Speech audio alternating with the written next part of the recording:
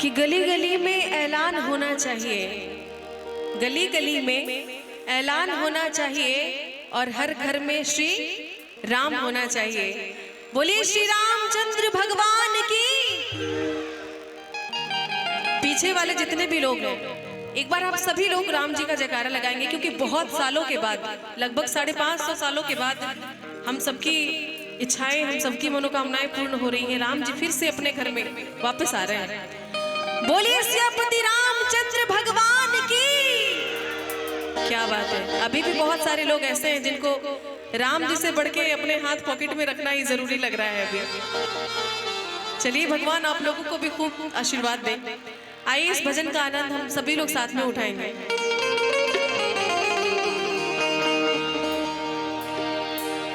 राम आएंगे आएंगे राम आएंगे, राम आएंगे आएंगे राम आएंगे।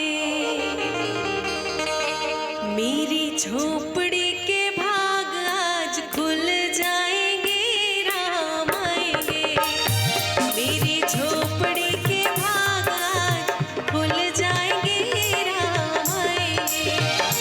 राम आएंगे आएंगे राम आएंगे, राम आएंगे आएंगे राम आएंगे।